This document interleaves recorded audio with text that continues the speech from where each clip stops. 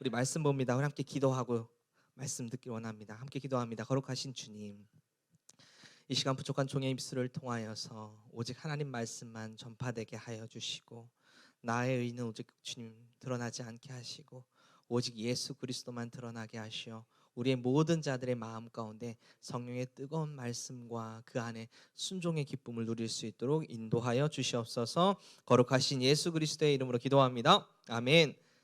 여호수아가 얼마 남지 않았습니다. 저도 여호수아 말씀을 이렇게 뒤에까지 전해 보기는 처음인 것 같습니다. 이제 여호수아 끝자락으로 와 있는데, 여러분 오늘 또 이 말씀을 통해서 하나님께서 주시는 우리 공동체를 향한 뜻과 계획들을 이 시간 발견하는 시간 되길 원합니다. 여러분에게 딱 두 가지 질문 해볼게요. 첫 번째 질문,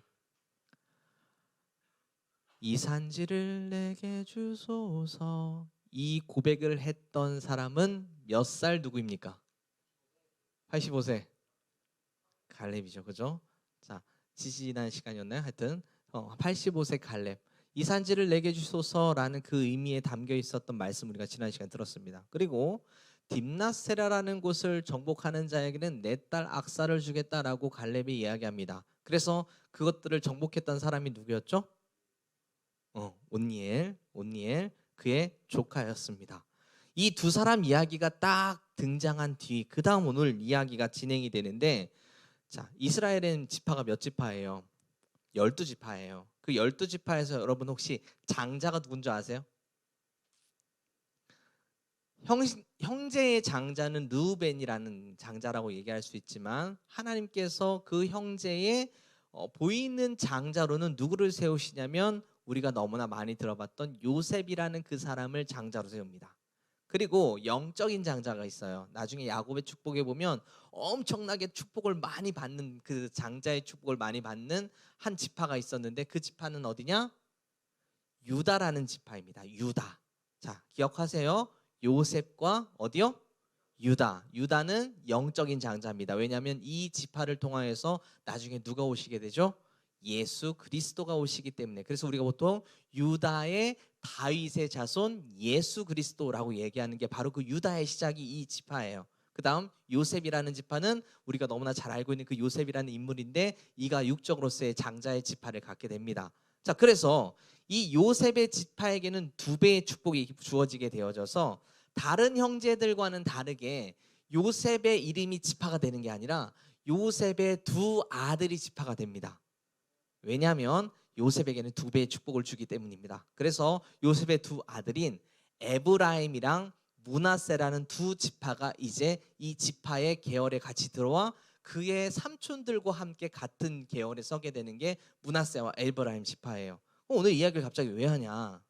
자, 이제 땅을 분배를 할 건데, 하나님께서 그 이스라엘 백성들에게 각자의 땅을 분배를 할 건데, 그 분배의 기준이 뭐냐? 첫 번째, 유다 지파에게 먼저 주고 그 다음에 요셉 지파에게 먼저 주는데, 주는 방법은 다른 방법이 아니라 그 지파의 사람 수가 많으면 땅을 많이 주고, 그 인원이 좀 적으면 좀 적게 주고, 그 다음 어디를 줄지에 대한 결정은 누가 하냐? 하나님께서 제비를 뽑아서 제비 뽑혀지는 대로 지파 중에 많은 지파에게 어디 땅을 줄지, 또 적은 지파는 또 어떻게 줄지 이렇게 결정이 된단 말이에요. 그 중에 오늘은 그 유다 지파와 요셉 지파라고 할 수 있는 므낫세와 에브라임 지파에게 주었던 땅에 대한 이야기가 15장, 16장, 17장에서 쭉 나오게 됩니다. 자, 그런데 유다의 지파에게 땅을 줬잖아요. 그래서 그 땅을 이제 뭐 하라는 얘기예요? 정복하라는 얘기예요. 그러니까 땅을 줬다는 건 이미 정복된 땅을 준 게 아니라 앞으로 너희들이 그곳에 가서 순종함으로 그 땅을 정복하라라고 준 땅이거든요. 근데 어떻게 되냐면 한번 볼까요? 15장 63절 말씀, 유다 지파의 결론입니다. 같이 한번 읽어봅니다. 시작. 예루살렘 주민 여부스 족속을 유다 자손이 쫓아내지 못하였으므로 여부스 족속이 오늘까지 유다 자손과 함께 예루살렘에 거주하니라. 지금 하나님께서 이스라엘 백성들에게 명령하신 가장 큰 이 명령은 뭐냐면, 이 가나안 땅 안에 들어있는 모든 그 가나안 땅 백성들을 진멸하라, 쫓아내라, 완전히 진멸하라고 명령하셨단 말이에요. 근데 오늘 보니까 유다 지파에게 줬으면 아까 처음에 얘기했던 갈렙이나 온니엘처럼 완전히 진멸해야 되는데, 진멸을 해요 못해요? 못한단 말이에요. 뭐라고 써있냐면 쫓아내지 못하였다라고 얘기합니다.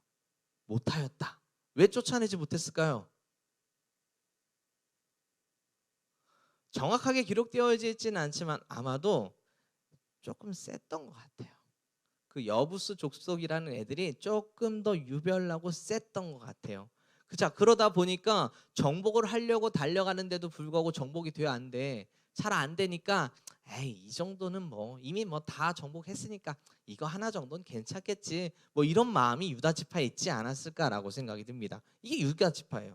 자, 그다음에 16장에 가보면 에브라임 지파에 대해서 이야기가 나오는데 에브라임 지파에게도 땅을 줬어요. 그래서 그것도 정복하라고 얘기했답니다. 그리고 중요한 건 진멸이에요. 근데 10절 말씀에 이렇게 기록합니다. 같이 한번 읽어봅니다. 시작. 거주하는 가나안 족속을 쫓아내지 아니하였으므로 가나안 족속이 오늘까지 에브라임 가운데에 거주하며 노역하는 종이 자, 이번엔 되냐. 쫓아내지 못했대요. 쫓아내지 않았대요. 않았습니다. 왜요? 뭐로 부르려고? 종으로 부르려고. 자, 약간의 타협이 시작되는 거예요. 막상 다 죽이려고 보니까 얘네들을 남겨놓으면 조금 종으로서 부릴 수 있어서 훨씬 우리의 삶이 윤택해질 것 같은데 하나님은 분명 명령하시는 진멸하라라고 명령하셨는데 그냥 살짝 조금 남겨둡니다. 에이, 이 정도는 뭐 10개 중에 한 9개 다 진멸했고 하나 정도 남겨놓는 거 괜찮은 거 아니에요? 그 다음 볼까요?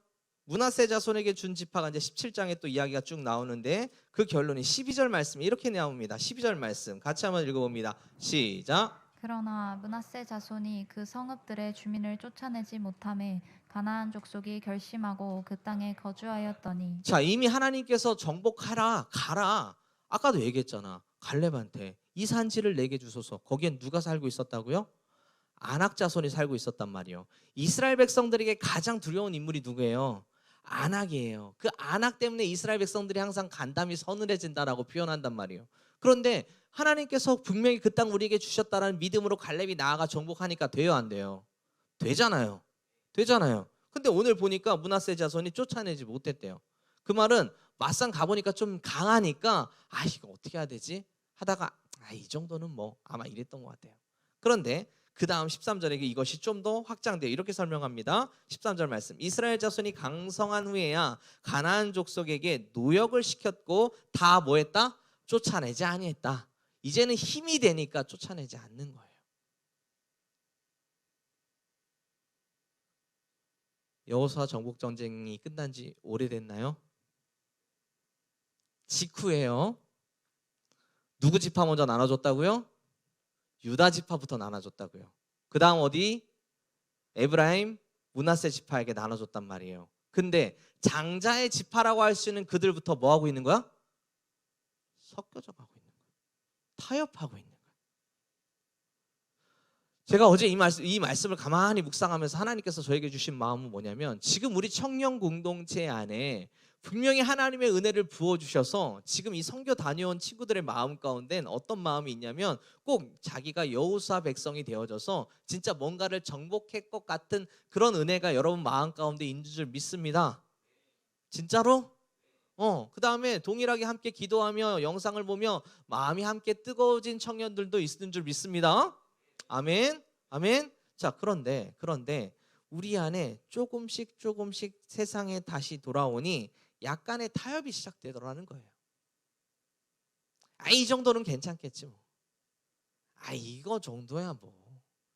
이것들이 확장되기 시작하면서 그 다음에 14절부터 18절까지 말씀이죠. 오늘 좀 집중적으로 이야기할 말씀이 14절부터 18절까지 말씀인데 여러분에게 그냥 이야기로 설명을 하면 요셉 지파가 뭐라고 얘기하냐면 우리에게 조금 더 땅을 달라라고 이야기를 합니다. 아니 우리가 거주할 땅이 너무 적다. 우리에게는 좀 더 넓은 땅이 있어야 되고 좀 더 좋은 땅이 있어야 될 것 같다. 우리에게 조금 더 땅을 달라라고 얘기를 하자 16절에 이렇게 요셉 자손이 이렇게 얘기하죠. 요셉 자손이 이르되 그 산지는 우리에게 넉넉하지 못하고 골짜기 땅에 거주하는 모든 가나안 족속에는 벳산과 그 마을들에 거주하는 자이든지 이스라엘 골짜기에 거주하는 자이든지 다 철병거가 있나이다 하면서 뭔지 모르지만 갑자기 또 철병거를 얘기를 꺼내고 있어요. 자, 이게 무엇이냐? 너희들 가서 하나님께서 너에게 허락하신 땅이니까 그냥 가. 너희들 더 취하고 싶어? 더 얻고 싶어? 그럼 니들이 가서 개척해. 가면 하나님께서 반드시 너희들에게 줄 거야. 우리 이미 봤잖아. 여호수아를 통해서 봤잖아. 모세를 통해서 봤잖아. 너희들이 그 밟는 그 땅이 하나님 모든 땅이 될 거야라고 선포를 했는데, 그들이 그에게서 얘기하는 뭐라고 하냐면, 아니 근데 그 땅은요 철병거가 있어요, 이렇게 얘기하는 거예요. 철병거라는 게 뭐냐? 가나안 땅에 있어서 가장 두려운 존재는 안악자손이에요. 그 다음 두려운 게 뭐냐면 철병거예요. 이때 당시는 청동교에서 철기로 넘어가는 시기란 말이에요. 그런데 병거가 있는데 그 병거가 철로 둘러져 있어서 말을 가지고 병거를 타고 공격을 하는 거예요. 우리로 얘기하면 진짜 무슨 농기구 가지고 싸우고 있는 이스라엘 백성들 느낌에 갑자기 철검 수준이 아니라 탱크 한 대가 와서 진멸하는 그런 느낌이다 보니까 눈으로 봤을 땐 도저히 이스라엘 백성들 입장에서는 저것은 넘어갈 수 없는 산이에요. 도저히 이길 수 없는 산이에요. 그런 자에게 하나님께서 여호수아를 통해 이렇게 말씀하십니다. 17절 말씀 같이 한번 읽어봅니다. 시작. 여호수아가 다시 요셉의 족속 곧 에브라임과 므낫세에게 말하여 이르되 너는 큰 민족이요 큰 권능이 있은즉 한 분깃만 가질 것이 아니라 너희들은 큰 민족이고 장자의 축복이 있는 민족이고 너희들은 얼마든지 더 큰 것을 가질 수 있다. 18절 계속 읽겠습니다. 시작. 그 산지도 내 것이 되리니 비록 삼림이라도 내가 개척하라 그 끝까지 내 것이 되리라. 가나안 족속이 비록 철병거를 가졌고 강할지라도 내가 능히 그를 쫓아내리라 하였더라. 그 산지도 네 것이 될 거다라고 선포하는 거예요. 그 산지도 너희들의 것이 될 것이니까 가면 내가 줄게. 걱정하지 마. 가. 하나님께서 하실 거야 라고 선포하고 있는 거예요. 근데 진짜 저는 웃겼어요, 사실. 왜 선교를 딱 마치고 난 시점에서 하나님이 이 말씀을 딱 또 말씀을 전하게 하실까? 진짜로 여러분 믿음으로 선포하고 가니까 됐어요, 안 됐어요? 됐잖아요. 믿음으로 한 발짝을 뛰어보자만이 누릴 수 있는 은혜를 누렸잖아요. 이게 하나님이 일하시는 일이라는 거예요. 지금 청년 공동체에게 이야기하는 거예요. 너희들 한 발짝 뛰어. 가. 줄게. 가라니까 줄게. 목사님 뭐 이런 것도 있고 저런 것도 있고 이런 것들이 너무 많아. 아니. 그래도 한번 걸어가 봐. 발을 내디뎌 봐. 내가 너희에게 줄 거야. 허락할 거야. 걱정하지 마. 가. 계속 가. 저에게 하나 있어서는 이 말씀이 우리 청년 공동체에게 정말 계속적으로 하나님께서 찌르는 말씀이더라고요. 가래요, 여러분. 하래요. 한 걸음 내디디래요. 주님이 하시겠대요. 갑시다.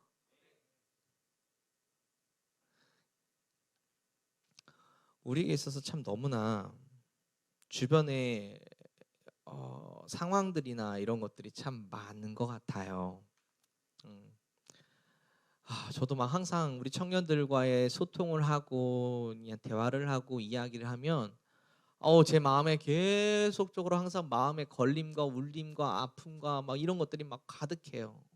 너무나 잘하고 있는 청년들, 너무나 열심히 힘을 다해 나아가는 청년들이 있는 반면 저기서 한 걸음만 더 뛰면 진짜 하나님이 엄청난 은혜 부어주실 것 같은데 그 한 걸음을 못 뛰고 눈앞에 있는 철병거와 눈앞에 있는 많은 어떤 강력한 것들에 의해서 갈팡질팡하지 못하고 또 자기가 이를 그 이익 때문에 그 한 걸음을 내딛지 못하는 모습을 볼 때면 조금만 더 해보지, 조금만 더 한 걸음 나아가 보지, 이런 마음이 제 안에 계속적으로 가득하게 되어지는 저의 어떤 마음의 안타까움이 있게 돼요. 특히 참 이 직장이 어렵죠, 그죠? 어려워 안 어려워요? 그래요, 뭐 좋아요. 알바 어렵죠? 알바 걸리면 당장 예배부터 어렵잖아요. 직장 걸리면 예배부터 어렵잖아요, 그죠? 쉽지 않아요. 알아요. 저도 넘어져 봐서 안단 말이에요. 쉽지 않아요. 그런 상황에 놓였을 때에 요거 한 발만 더 뛰어보면 준비된 은혜들이 있을 것 같은데 저는 그 확신이 진짜 들고 하나님이 뭔가 가라 가라 말씀하시는데 그게 여러분에게 있어서 철병거가 돼서 그 한 걸음을 못 뛰고 갈팡질팡하고 있는 여러분을 볼 때면 너무나 이해가 되면서도 너무나 아쉬운 거예요. 진짜 여호수아 공동체가 이제 완성되는 그 시점에 와 있는데, 자, 이것만 한 걸음만 더 뛰면 될 것 같은데, 그냥 아쉬운 거야. 더 하고 싶은데, 더 하고 싶은데, 진짜 여호수아 공동체 될 것 같은데.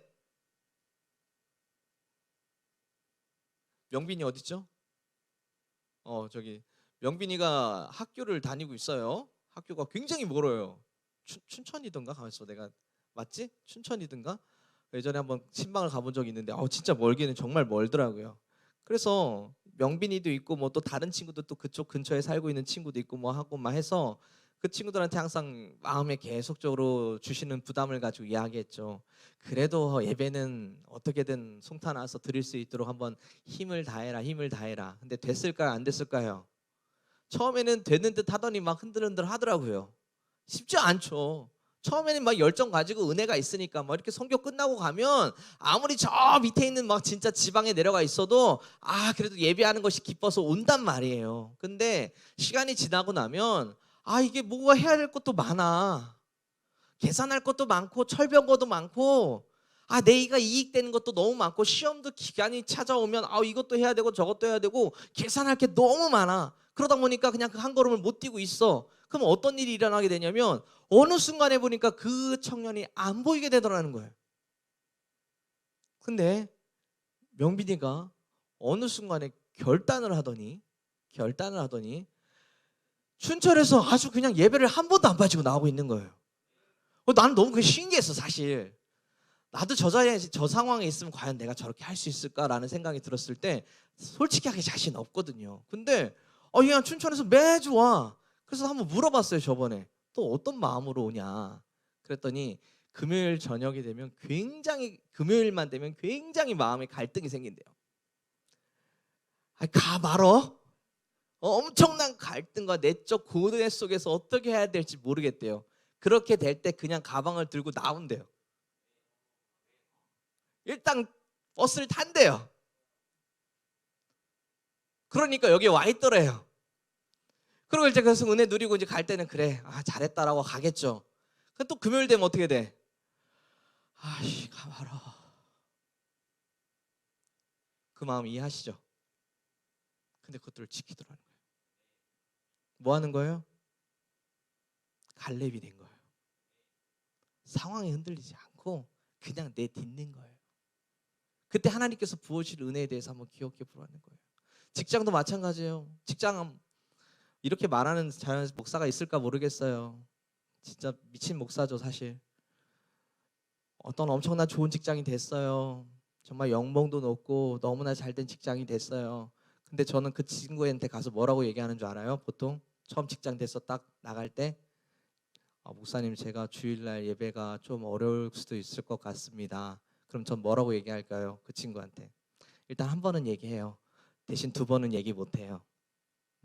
두 번 얘기하면 잔소리가 되니까 한 번은 진짜 하나님 마음으로 얘기하고 그 다음 그 친구가 결정하는 거에 따라서 저는 정말 사랑하는 마음으로 그 친구의 상황에 맞춰서 열심히 기도해주고 알려주고 마음 이해해주고 이야기해줘요. 근데 한 번은 얘기합니다. 뭐라고 얘기하냐면 혹시 너 믿음이 되면 그거 한번 내려놔봐.